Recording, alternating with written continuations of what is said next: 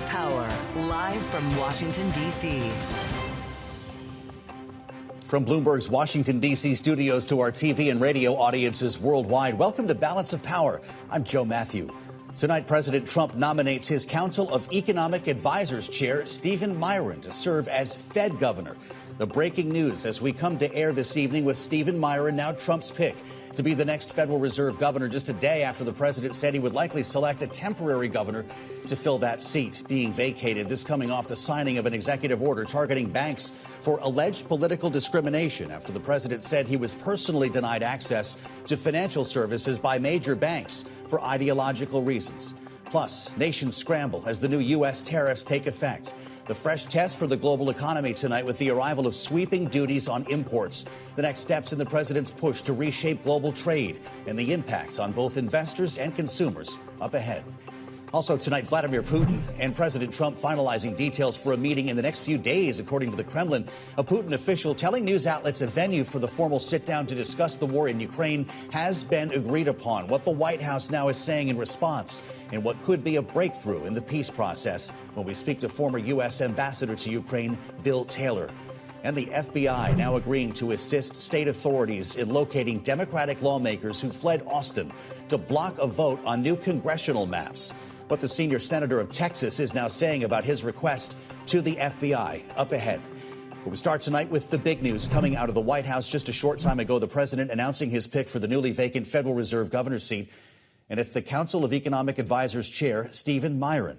The president posting on Truth Social, quote, "It is my great honor to announce I have chosen Dr. Stephen Miran, current chairman of the Council of Economic Advisors, to serve in the just vacated seat on the Federal Reserve Board until January 31, 2026. In the meantime, we will continue to search for a permanent replacement." And we were joined by Stephen Miran on the early edition of Balance of Power. Spoke with him just a few hours ago. And he talked to me about the search for a permanent Fed governor. Joining us now for more, Bloomberg's Michael McKee from World Headquarters in New York. I guess Bloomberg reporting was on the spot here, Mike, the idea of a fill-in Fed governor. We talked about this just yesterday. Why raid the Council of Economic Advisors, though, for the job?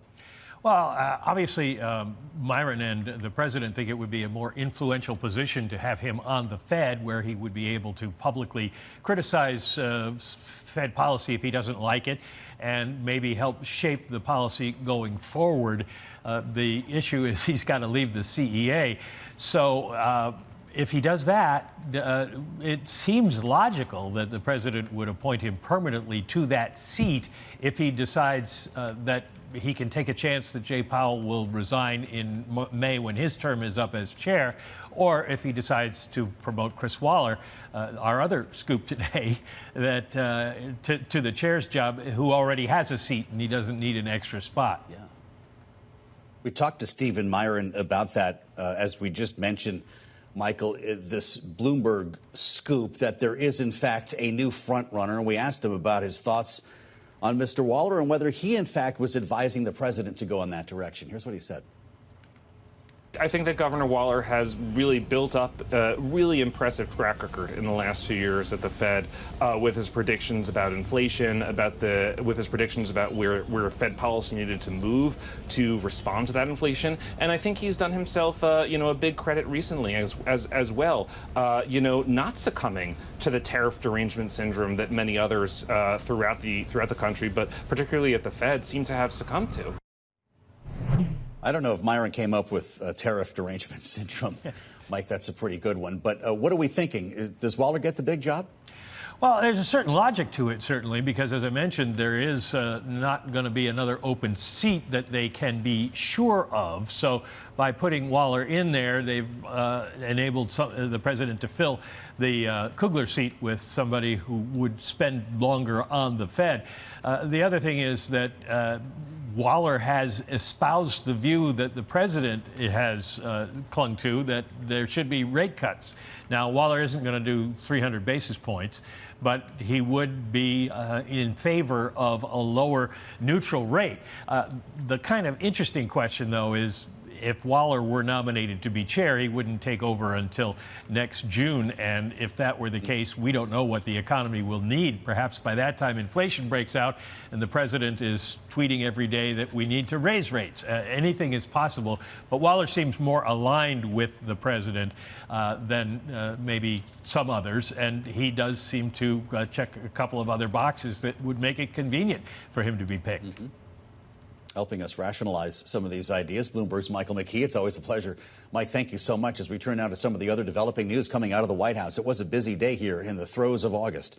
From tariffs taking effect, sending countries scrambling, to the president's potential meeting now with Russian President Vladimir Putin. Joining us to cover it all, Jennifer Welch at Bloomberg Economics, our geoeconomics analyst. Jenny, it's great to see you. The president was up late, posting just before 12 a.m. on Truth Social. It's midnight, all caps, billions of dollars in tariffs are now flowing into the United States of America.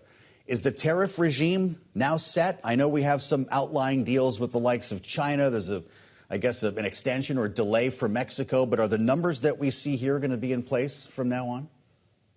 Well, I think, unfortunately, for those seeking clarity or certainty, we still have a long ways to go. In addition to what you outlined in terms of additional trade partners still seeking deals, we have those that have reached deals with the U.S. still seeking clarity on what those deals entail, including Japan, the EU, and Vietnam. Then we have the issue of potential escalation in some of those ongoing bilateral trade spats like Brazil and India. And of course, we have the looming sectoral tariffs and the ongoing court cases about whether or not many of these tariffs are even legally sound. So I think we're still a ways off from being fully finished with this trade war. It doesn't sound like a clearing event for the market here, certainly. Jenny, there's also the prospect of a massive geopolitical development, with the Kremlin telling us that they are putting the final touches on an in-person meeting, venue selected, between President Trump and Vladimir Putin. We don't have details on that meeting, and the White House has not confirmed what the Kremlin is telling us. What we do know, though, is that President Trump has said that Zelensky needs to either meet first with Vladimir Putin or needs to be at the table for a three-way conversation. Will Putin green-light that idea? Hard to imagine Putin greenlighting that idea after many months of refusing to accept it. I think we should also note we've been here before with multiple occasions where the two sides said that they were going to meet, only for that not to happen. Nevertheless, the other thing that's looming is Trump's deadline for Putin to agree to some sort of ceasefire with Ukraine. So I think one question that always looms in the back of my mind when it comes to Moscow is this some sort of delaying tactic to kind of extend that deadline or try and give Trump a reason from backing down on his prior threats of more sanctions? Jennifer Welch at Bloomberg Economics. Jenny, thank you so much for the insights and joining us now. For more on this proposed meeting, William Taylor, the former U.S. ambassador to Ukraine in both the George W. Bush and Obama administrations, also the former charge d'affaires ad interim to Ukraine in the first Trump administration. Ambassador, it's great to have you here on Bloomberg TV and radio. The sort of going logic in Washington right now is that an in-person meeting would represent a win in itself for Vladimir Putin. Is that how you see this? It is. Vladimir Putin clearly wants this meeting. They've already started working on preparing for that meeting. They're looking for a venue. They say they have a venue. This is all way out in front of what's going on here in Washington, as you point out, Joe. So Putin clearly wants this meeting. This is a way for him to get back in, to come in from the cold, to basically rejoin polite society. He's an indicted war criminal. He's been a pariah, and he looks for this to get him back in. The idea of President Zelensky being at the table is a pretty fascinating one, considering the relationship that he has right now with Vladimir Putin. President Trump says he's open to a Trump-Putin meeting without Zelensky, but there was also a suggestion that Zelensky meet first with Putin. Does any of this sound realistic, or does the stipulation of Zelensky's involvement keep a meeting from happening at all? Well, the general principle, Joe, has been over time, over past administrations, including this one, is nothing about Ukraine without Ukraine. That is, Ukraine needs to be there when its fate is being discussed, when a ceasefire is being discussed. A ceasefire is between two parties, between the Russians and the Ukrainians, and so the Ukrainians have to be there for any of that kind of discussion. That's going to be very important. Putin has shown a reluctance to meet with Zelensky, and the relationship between Zelensky and Trump has improved dramatically over the past several weeks, really, and has gotten much better than it was earlier in the administration. President says the secondary tariffs on countries buying oil from Russia go into place tomorrow, with or without a meeting or whatever progress could be inferred from these talks. Do you believe that's the case? And would the president bring them down once he gets in a room with Putin? Well, first of all, Joe, some of those tariffs are already on. President Trump has put tariffs on India for buying oil from Russia. That's right. Big tariffs. I think the tariff now is at 50% on India. That's a major blow to one of the two big purchasers of Russian oil. What the goal is, of course, is to reduce the flow of money, of cash, into the Russian economy so that they will have a harder time pursuing this war against Ukraine. The other big one, though, you're right, is a tariff on imports from China if China continues to buy oil from Russia. That could come. That could come. Do those secondary tariffs change behavior? Because nothing has yet when it comes to Putin. No. You're exactly right. And the combination of the tariffs, but also even more important is what President Trump announced earlier, about 2 weeks earlier, weapons. He had been hesitant to provide new weapons to Ukraine, and he's decided they can. That the Europeans can buy weapons from American suppliers, and then the Europeans will provide those weapons to Ukraine. That's a big change from this administration, from earlier parts of this administration. So that is a message to Putin that he can't outlast us. His only way of winning this thing in his mind is to outlast us. And that's a message. President Trump's, both the tariffs, but also the weapons, more importantly, the weapons, is a message that he cannot outlast us. You know, I think about the sort of idea of President Trump, the vision of Trump, Zelensky, and Putin, all at the same table here. And the idea that you testified in the impeachment inquiry for Donald Trump in November of 2019, to what extent does the perfect phone call inform outcomes at the negotiating table? I think not at all. I think we're well past all that. I think it's very clear what we're talking about here is this war, which, of course, did start in 2014, but the big war started in 2022. And that's what President Trump is focused on. He's been focused on that since the campaign last fall. He thought he could do it. He said he could do it in 24 hours, but he's really focused a lot of attention, a lot of his own personal attention and that of his administration to this war. He wants to end the fighting. He wants to end the war. If he does, he's in line for a big prize. And that's the goal. So that's what's driving this right now. A big prize. You don't mean that literally, I'm guessing, Ambassador. Nobel? I do mean it literally. If he brings peace on a just and lasting basis that the Ukrainians can agree on, the Europeans can agree on, and there's justice and a lasting peace, sure, that's worthy of a prize. Wow. Come back and talk to us if that happens, Ambassador. William Taylor, former U.S. ambassador to Ukraine, enjoyed the conversation. Thank you for the insights very much. Coming up on Bloomberg, President Trump calling on the Intel CEO to resign immediately. We'll bring you those details. But first, the president is doubling tariffs on India to 50% over its purchasing of Russian oil. As we were just discussing with the ambassador, we'll get into this with Daniel Tannebaum, partner at Oliver Wyman, next on Balance of Power on Bloomberg TV and radio.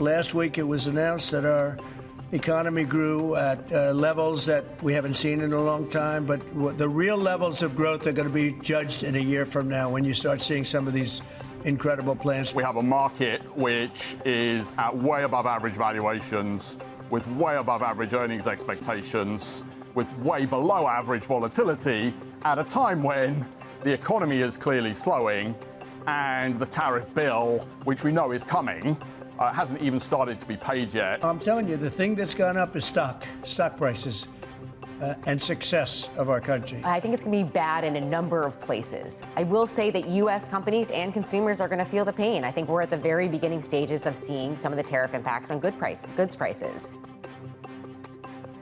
President Trump on his view of the economy from yesterday in the Oval Office, along with some expert voices from earlier today on Bloomberg surveillance, contradicting those statements. Now, for a look at where things stand now that the president's new tariff rates are in effect, only hours old, we turn to power moves with Bloomberg's Scarlet, who joins us live from World Headquarters in New York. What do the markets make of this? Here we go again. Happy Liberation Day all over again. We're still pretty close to record highs, Scarlet. We are still pretty close to record highs. You could say that the reaction from markets was kind of a collective shrug because stocks did open higher before steadily losing steam throughout the trading day. A late spurt of buying at the end of the day has left the S&P 500 little changed and has left the NASDAQ in the green. You can see there that the Dow Industrial is losing ground and the dollar little change. But really, this chart tells the story of the stock market. The president referenced how the stock market was doing well. Tariffs were a major headwind around Liberation Day, but investors adjusted to the new reality, which is there will be tariffs and they will be higher than what we had a year ago.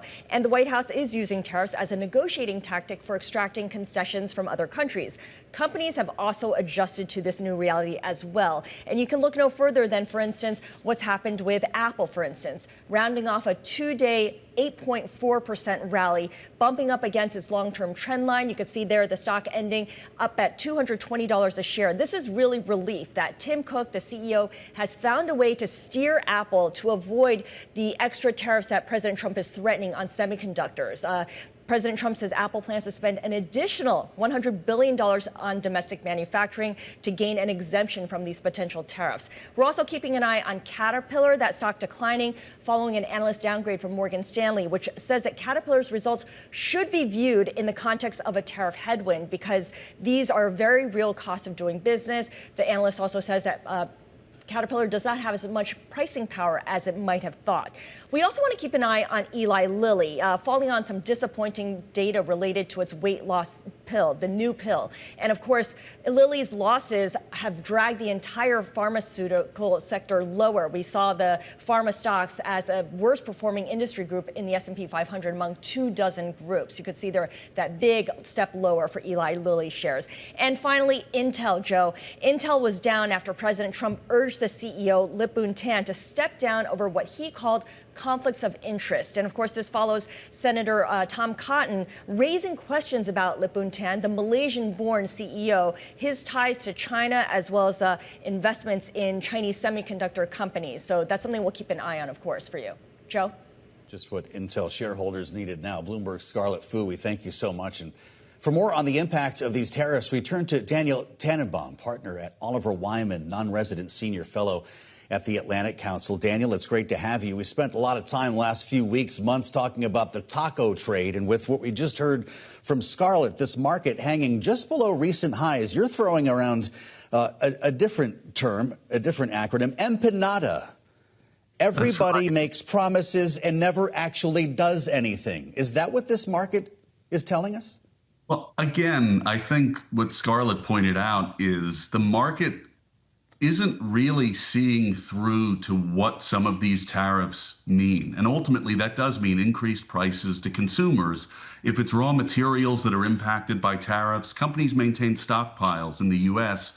Ultimately, those will run out. China, for instance, still has that edge on rare earth elements that they can ebb and flow what they're allowing to the U.S., so much so that we saw an American auto manufacturer last month shut down 3 assembly lines. The market isn't really pricing in some of these broader impacts. I'm not sure it's putting those pieces together yet until the consumers really feel the pain.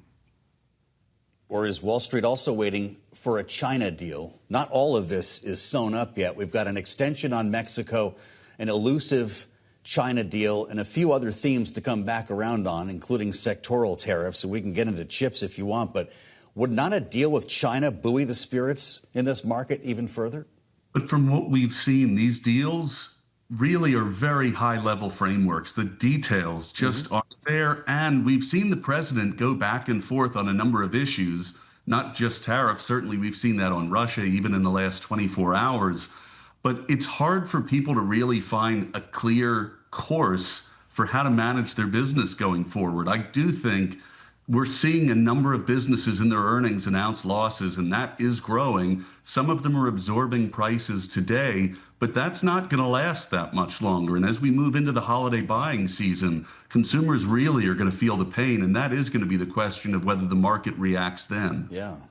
I'm glad you mentioned the holidays, because if you got an item on a boat from China by the 7th of August, you're not paying tariffs when you get to port. So these ships that are on the way right now, I presume, are full of goods that are going to be scooped up the minute they get here. Does this front running continue for another couple months as a result? I think it definitely does. You're definitely seeing companies really try and push through shipments in these moments where the tariffs are at least as clear as they could be or as low as they may be for the time being. I think there's a practical challenge that there isn't enough guidance for companies to go off of to understand how to navigate some of these tariff issues. So even looking at some of the customs information that's going out to brokers, it's not that straightforward, depending on the goods and when it hit the water and when it's offloaded at the ports. There's a lot of confusion in how this is rolling out, particularly in the changes being so dynamic. I want to ask you about the secondary tariffs that would be going into place tomorrow, presumably against countries that are buying oil from Russia. One's already in place, though, arguably. It's the extra 25% on India. On Bloomberg Surveillance just yesterday, Heidi Kribo-Redeker, senior fellow, Council Foreign Relations, talked about India's lack of leverage when it comes to negotiating with the U.S. Let's listen. India is in the crosshairs. China should be as well. It's the other large buyer. But India does not have the leverage that China has in terms of its rare earth magnets. And it's like it really does have that trump card over the United States when it comes to really negotiating anything these days. Danny, I'm pretty sure India says it's going to continue buying Russian oil. So this basically just adds a tax to goods that India is selling to the U.S.? That's exactly right. I mean, it's also important to remind people, the viewers, the U.S. purchased $3 billion in goods from Russia last year. It is hardly isolated, and India is hardly alone, obviously, in buying Russian oil. Heidi mentioned China, even a larger purchaser. But that is the challenge with these tariffs. We're essentially taxing the purchase of goods at the cost of Ukraine and what's happening to them in the war, rather than sanctions, which could potentially cut off certain Indian financial institutions, companies from accessing the U.S. market as a real penalty for continuing to buy Russian oil. Really, all we're doing is enriching the U.S. through this scheme. I don't really think this is going to move the needle at all in stopping them from purchasing Russian oil. Interesting. We've only got a minute left then. So you see this so-called tariff, extra tariff on India as a sanction, actually, from the United States? Well, no, it is a tax. It really is a tax. The point I'm making is that sanctions would likely be more impactful to try and stop them or slow them from continuing to purchase goods. A tariff is a tax. Yep. A sanction will really cut them out of certain parts of the economy or broadly from even accessing the dollar. That would likely have a bigger, more rapid impact if you want them to stop buying Russian oil. And so taxes are added, but behaviors do not change. Daniel Tannebaum, really great to talk with you, partner at Oliver Wyman, non-resident senior fellow at the Atlantic Council. Great to have you with us on Bloomberg. Coming up on Balance of Power, the FBI is set to assist in locating Texas lawmakers who fled the state, at least according to Republican Senator John Cornyn. We'll bring you the details. But first, how CEOs are watching the president's pressure bank leaders and the head of Intel. We'll talk about it. Stu Leonard Jr., CEO of the supermarket chain, next on Bloomberg.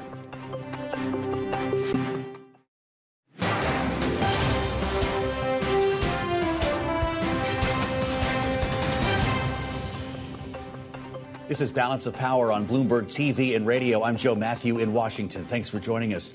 Today, President Trump urged Intel's CEO to resign due to what he called conflicts of interest. The president writing in a post this morning on Truth Social that the CEO of Intel is highly conflicted.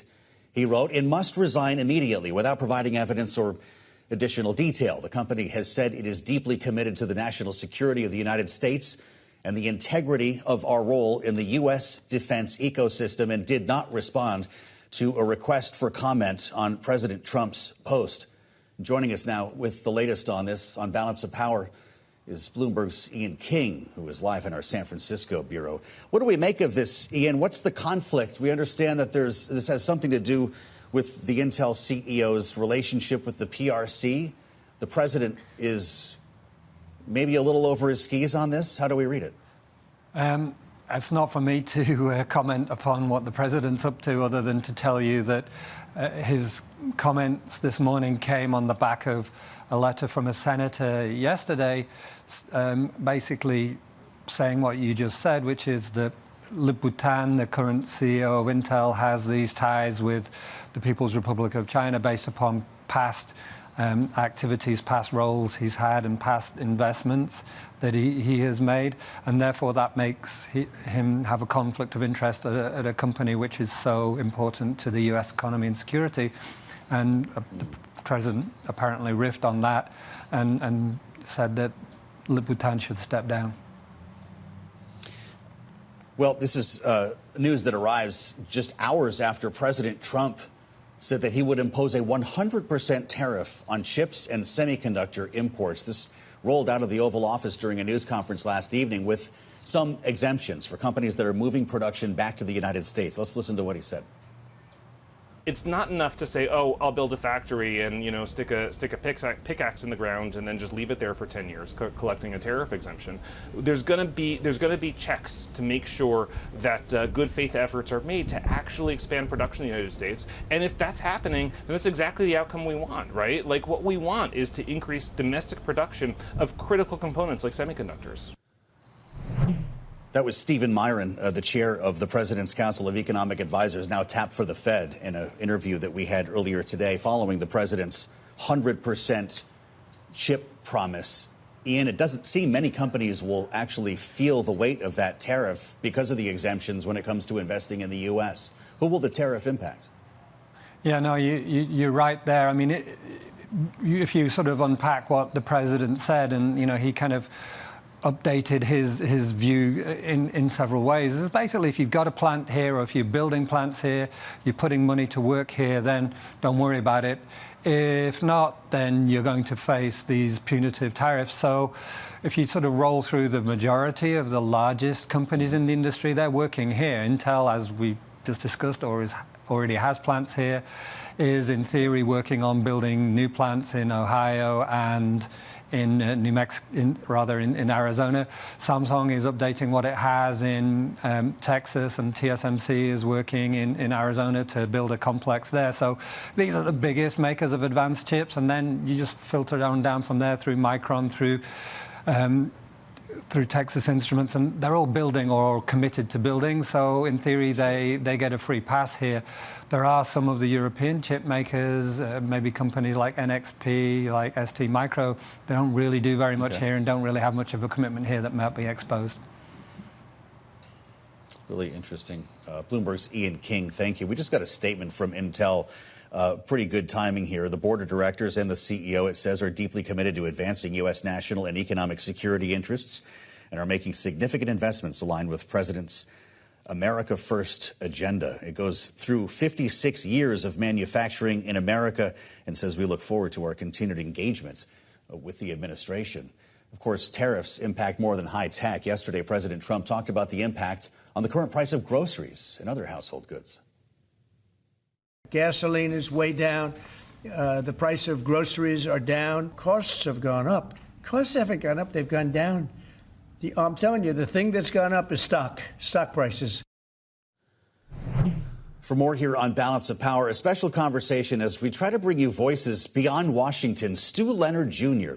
is CEO of the family-owned regional grocery store chain, Stu Leonard's, up in the Northeast. If you live in the New York, Connecticut, or New Jersey area, you've probably been inside of Stu Leonard's. And Stu Leonard Jr., there he is in the produce section. It's great to see you, sir. Thank you for being with us here from the Norwalk store.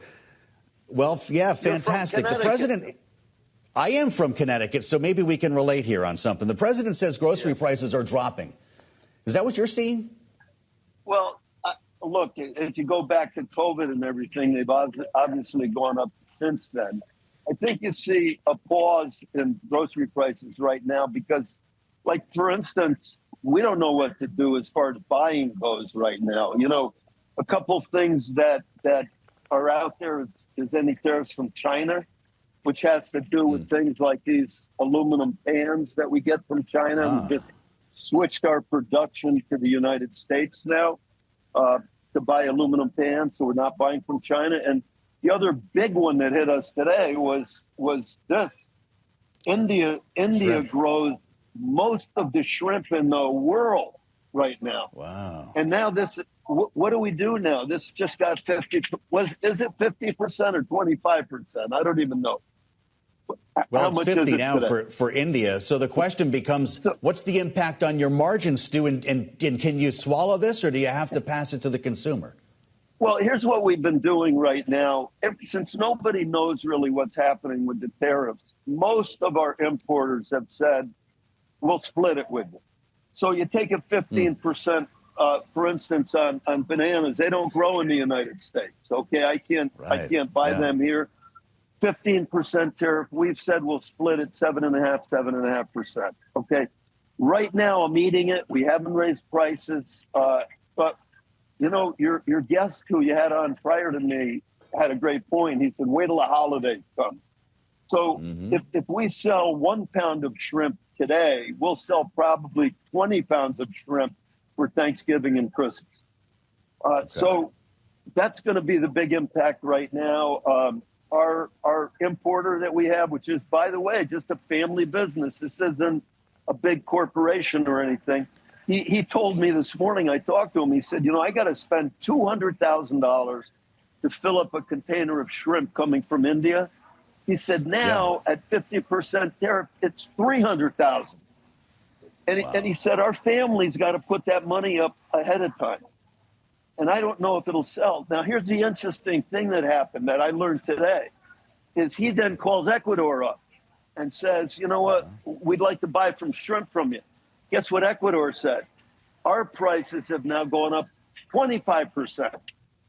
Wow. So they're looking at India like their prices went up 50, so they figured there's some room in there to so is that called price gouging or what? I don't know, but hey, we're sounds just like Ecuador is going to be doing some business here. So, Stu, you know, you are a family business. What does this mean for a company like yours that's trying to compete with the likes of Walmart or Costco when it comes to groceries, where they have the scale to negotiate lower prices? Well, I don't think anybody wants to hurt the smaller suppliers that supply to you. Most of our business comes from local farmers right now. We're getting New Jersey blueberries. We're getting beautiful watermelon from Delaware right now. Local corn. We're buying a lot of local stuff right now. It's not bought, outside the U.S. right now. So, but anyway, right now, what we're just trying to do is navigate. We're eating a little bit of the margin, and we're already on thin margins in the supermarket business. So we're eating some of it. I can't eat it forever, and let's wait and see what happens next month and really the month after. So we're in a month-to-month kind of situation here. You're standing with a bunch of perishable goods behind you, Stu, and I know a lot of your store is different. You held up that aluminum pan, for instance, but when it comes to perishable goods, I'm surprised you haven't held up an avocado yet. First of all, a lot of that stuff doesn't come from the U.S. We don't grow it here, and you can't front run. So you're very much day-to-day with a lot of these products, aren't you? You know what it's like, Joe? It's like when COVID hit. We had a scramble, like toilet paper, obviously, was a huge thing. We had to get some from South America. Yeah. So I've never been so busy with me and our buyers as far as scrambling to find different sources around the world that are less tariff than other countries. Mm-hmm. So how long do you think you can sustain margins here if these tariffs do not change? You mentioned the holidays. Is that when this starts to kick in? Yeah, we're hanging by our fingernails right now. I mean, we can't do this forever. And I'm hoping all of Trump's tariff deals and everything will work themselves out. And I'm hoping we'll go into the holidays with, like Trump said, low prices. Fuel is down. Yeah. Our farmers are happy about that. They got to fill their tractors up. Their labor costs are up. I can't reel labor costs back. You know, we gave everybody raises at Stu Leonard's over the last 3-4 years. I can't reel that back. That's I can't tell somebody you're going to earn less money. So some of those costs are built in right now. And then feed costs. Look at the weather across the country right now. You know, that's impacting all of our cattle ranchers. You know, they want to send their cattle out to graze in the pastures. There's no more grass out there. So what do? They got to buy feed to feed their cattle, which increases the cost of beef. So you're seeing a little uptick in beef prices right now. Sure, it starts right in the feedstock. Stu, I can tell you're a pretty good boss. I bet you're a good boss, and I can see that you're the type who interacts with your customers. What are you hearing from your customers in your 8 stores? What are they most worried about? Well, you know, we have 100,000 customers a week coming through Stu Leonard's right now. So, and we're down on the floor talking to everybody. Of course, everybody talks about food costs. But you know what, Joe? They're buying. And the thing that sort of surprises us is even these prime cut states and everything are up like 20% this year. So how do you figure that out? You know, people are buying their, I don't know if it's comfort food or whatever, but their sales feel pretty good right now. Yeah. Well, that's good. Maybe by Christmas, you and I will be eating chuck beef, Stu. I'll be driving up there later in the month. I might stop in to say hi to you. Stu Leonard Jr., the CEO of Stu Leonard's grocery store chain. We really appreciate your insights today, Stu. Come back and see us again on Balance of Power. Coming up, Republican Senator John Cornyn. I'd say take care of yourself, Stu. We'll do this again. Cornyn says the FBI has agreed to assist Texas authorities in locating the Democratic lawmakers who fled the state. We're going to bring you the latest and discuss our political panel next on Balance of Power. This is Bloomberg TV and Radio.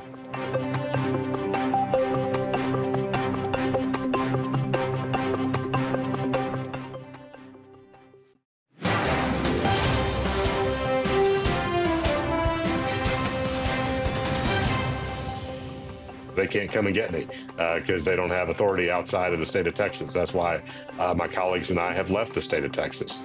So as for the governor's bluster and rhetoric, look, I think he's just trying to show off for President Trump, and I don't take it terribly seriously. I think I can speak for myself and my colleagues when I say that we're not very worried about the consequences we may face, whether they are arrest or financial fines or even removal from office, because we have right on our side. We are part of a long American tradition of looking bullies in the eye, of speaking truth to power, of civil disobedience, of good trouble. It's Balance of Power on Bloomberg TV and Radio. I'm Joe Matthew. It's come to this. Texas Democratic lawmakers there, Chris Turner and James Tallarico, on Balance of Power earlier this week after fleeing the state and grinding a special session to a halt over Republican efforts to redraw the state's congressional districts. We've talked about this a lot. Earlier this week, Texas Governor Greg Abbott threatened their arrest. And Texas Senator John Cornyn then asked the FBI for assistance in doing so. Today, the senator says he was proud to announce that FBI Director Kash Patel has approved my request, he writes, for the FBI to assist state and local law enforcement in locating runaway Texas House Democrats, unquote. With us now with details, Bloomberg's Myles Miller. Myles, it's great to have you on this story. We've heard from the senator. Are we hearing anything from the FBI? Yeah, so if the senator got this request back from Kash Patel saying he was going to employ the FBI to figure out where these folks are, no one's told that to the FBI. Spoke with the FBI this morning, and they declined to comment. But speaking with people close to Director Patel, what I'm hearing is that the most that they could do is provide intelligence to Texas's law enforcement officials. What that would mean is trying to figure out exactly where they are. Now, it's no secret. We know based off of that bomb threat yesterday where they were, but that doesn't mean that they necessarily are going to go in and arrest them. The FBI really doesn't have the jurisdiction there, but more the thing that they could do most is provide that intelligence to state officials if, say, the state police wanted to do something, but that's not going to happen here. State leaders are describing this as political theater, and that is what the FBI doesn't really want to get into. Political theater. So we were just showing J.B. Pritzker, for instance, and he's, had his campaign slogan on the step and repeat behind him with these Texas lawmakers. Everybody's got an opportunity here. This is all about 2026?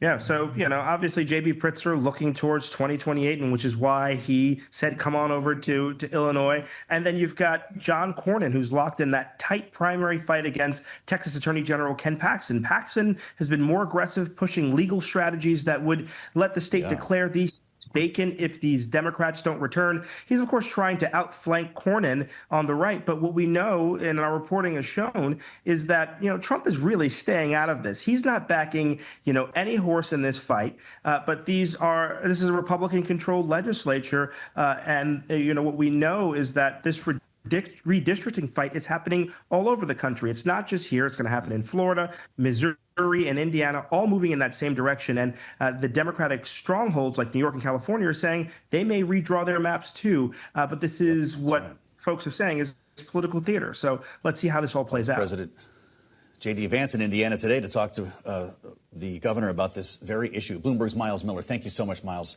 for the update as we assemble our political panel now with reaction to this story.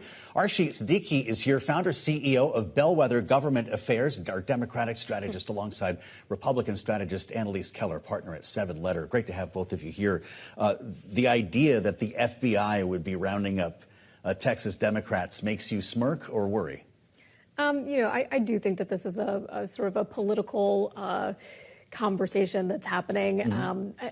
I don't think that it's, heading us into a good direction. I don't really like the sort of tit for tat that I'm seeing among Republicans moving to do some of these redistricting in Texas. And that's going to kick off, of course, a very robust response that we've seen from Democrats who feel like they are not going to sort of stand by and take this, and they are going to do the same thing. So I think it's setting a precedent that is worrisome for the country. Archie, do Democrats risk overdoing it here when you see governors in 3 states now? Maura Healey in Massachusetts held a news conference with Democrats who had gone to Boston to try to wait this out, raising money, kind of threatening the tit for tat. Jake Auchincloss last evening on this program said if they start fighting with brass knuckles, we will too. Where's the line?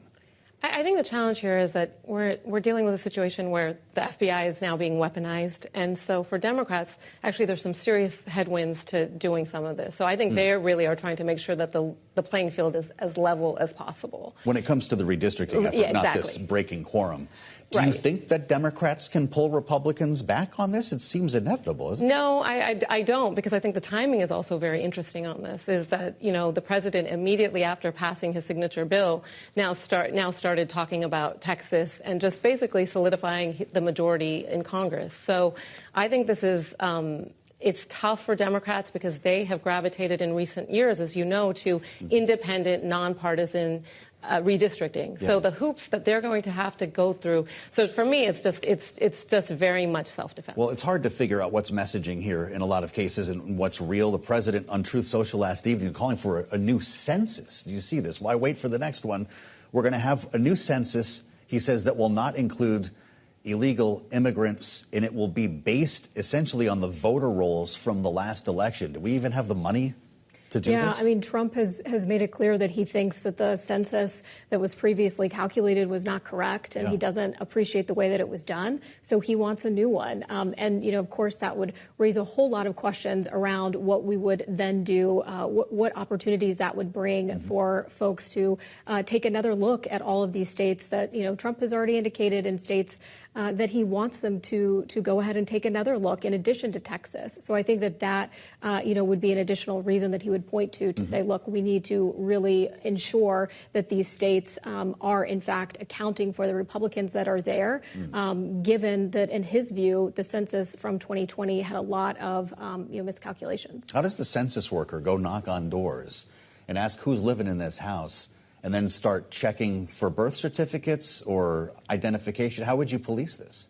I think it's troubling, especially when you look at the BLS firing earlier this week, in the sense that who's getting fired now? Yeah, who's getting fired now? And I think there's this culture of somewhat of intimidation, where you might see that folks who are doing the census really want to give the right answers to the president and the administration. Mm-hmm. So I think there's some real danger here. And again, it just goes back, and I think Democrats are really focused on this, is that Trump is very focused on a rubber stamp Congress with no checks and balances.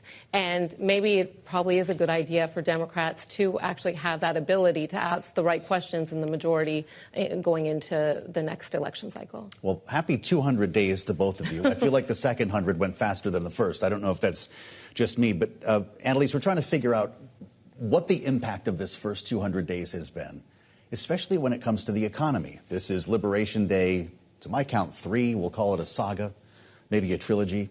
But these tariffs are in place, save an extension for Mexico and a deal that's looming with China.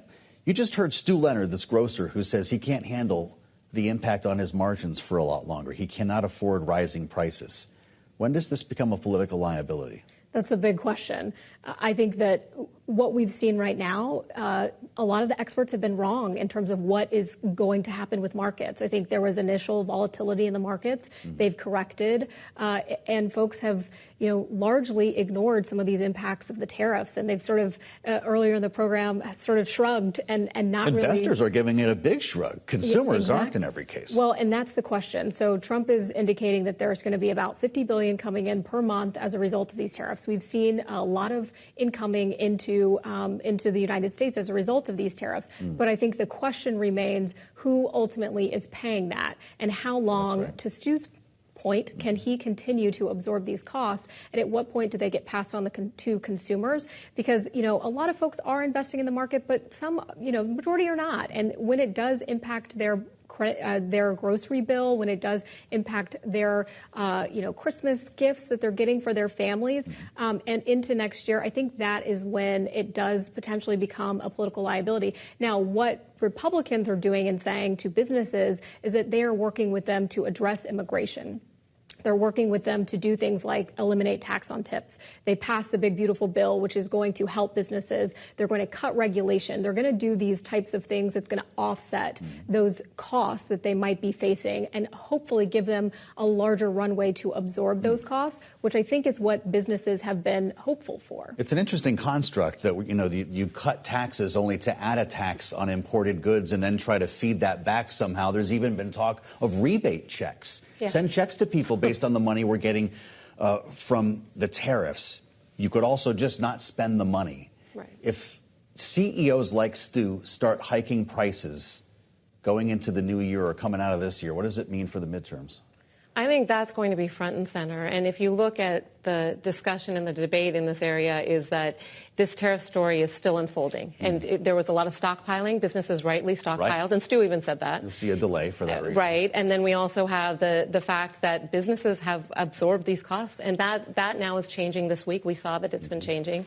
So from that perspective, I think as we go into the midterms, cost of living. And then I think the other piece is the economy. This chaotic uncertainty that's been unleashed impacts hiring, and it impacts investment, capital investment. Well, we'll keep reading the data with your help. Archie Siddiqui and Annalise Keller, a great conversation. Thank you both for the insights.